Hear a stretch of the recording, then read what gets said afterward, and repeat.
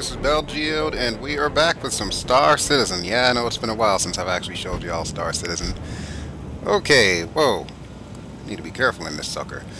Alright, so I'm going to show you all the Kruger P-52 Merlin. If that name sounds vaguely familiar to those of you familiar with Star Citizen, remember the little tiny ship that sits at the bottom of the Constellation?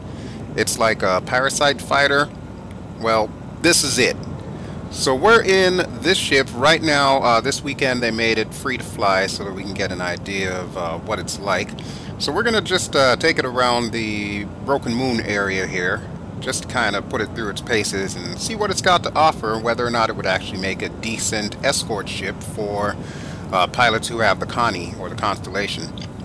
So here's an outside view, and we're going to hit the controls here, make sure I've got good pitch, make sure I've got good roll, and I need to reset all of my camera options. Every single time I download this game, I got to reset all of my camera options and everything. Damn it. Definitely looks like a mean little ship. It's a one-person ship. It kind of reminds me of what would happen if Star Wars met the US Navy, basically. It kind of reminds me of the Z-95 Headhunter in a way.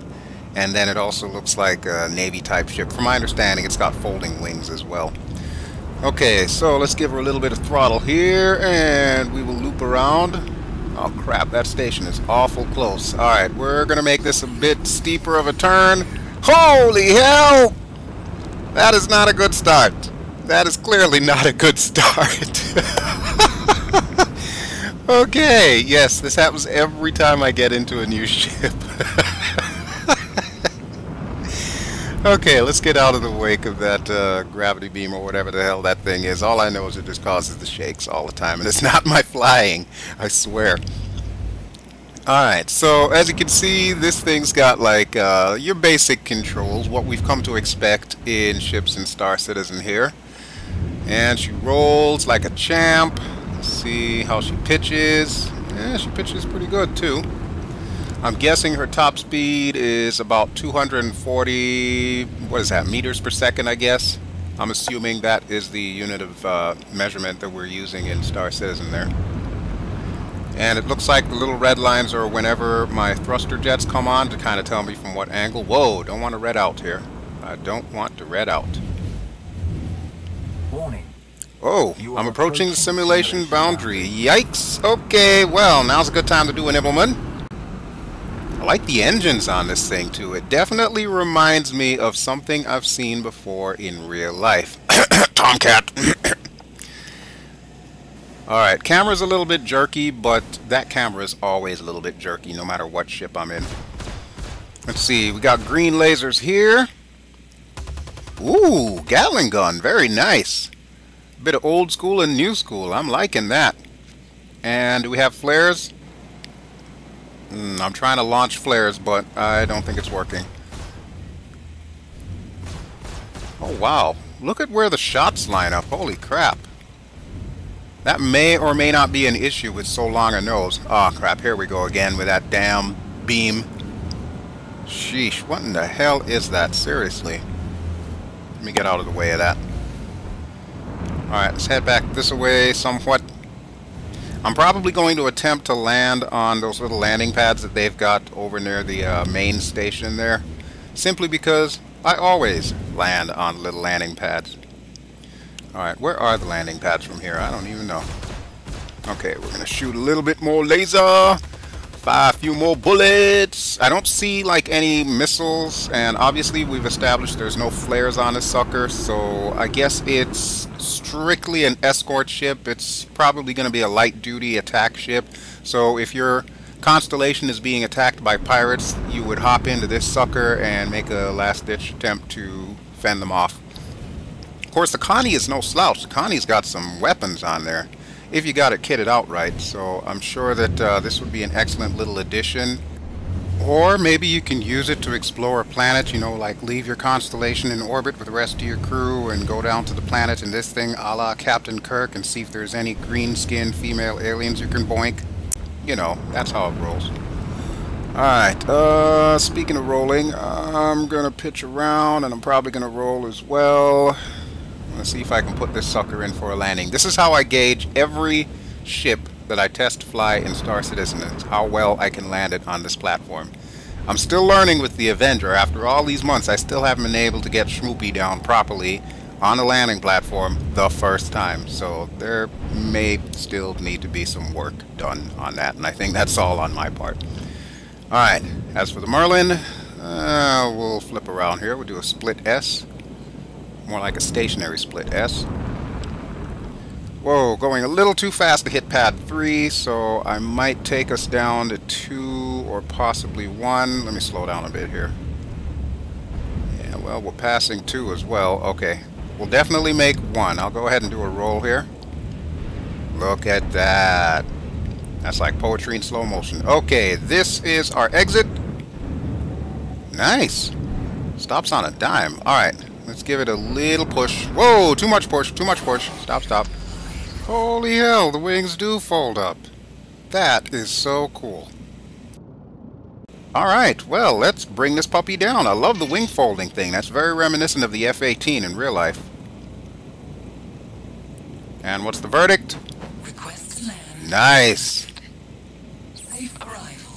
Very nice. Even Bitchin' Betty approves of my landing. I love it. Alright, let's get out and take a look at this sucker from the outside, since it's currently not in the hangar unless you pay the 20 bucks pledge to actually get the standalone ship, which is possible. It is on the RSI website right now. Link to that's going to be in the description. Okay, so let's see what we got here. And my frames per second are going to go into crapper, but that's okay. Eventually I will upgrade. That's not a bad little ship there. Definitely looks like either a Z-95 or kind of like an X-Wing from, of course, Star Wars. The folding wings, like I said, do remind me of the F-18. That's pretty cool. The nose kind of looks a little bit like a shark, so it's got that menacing feel to it. You know, if I saw one of these coming up in my rear view mirror, I would probably be more likely to act friendly towards it. Just in case, you know. I like the little landing skids there. As usual, CIG puts everything into this. Look at that. It even says P-52 Merlin on the side there. There's our laser cannons. Well, it looks like the ship fared pretty well. Apparently it's a tough little ship, considering the first thing I did was bang it into the station. And look at those turkey feathers in the back. You cannot tell me they did not get their influence from the F-14 or the F-15 or, hell, any of the modern jet engines. And by modern, I mean Gen 4, not Gen 5, because obviously the Gen 5 engines look different. But yeah, that looks like straight out of a Tomcat right there. Cool beans. Hey, look at that. There's even little caution things and wires there. Nice. Alright, so let's hop back in. We'll go for another quick fly around, and then we'll bring her in to land. That must be where we fuel up here. Camera is a little bit odd getting in, but it looks like we're in. And Bitchin' Betty is firing everything up. Thank you, Bitchin' Betty. I really appreciate that. Okay, now this is this a glitch, or is this what it does when it starts up? Oh, it looks like it's normal now. Oh, spoke too soon. Wait, what's going on here?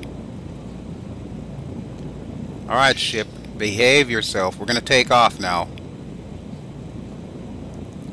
Okay, I have it decoupled.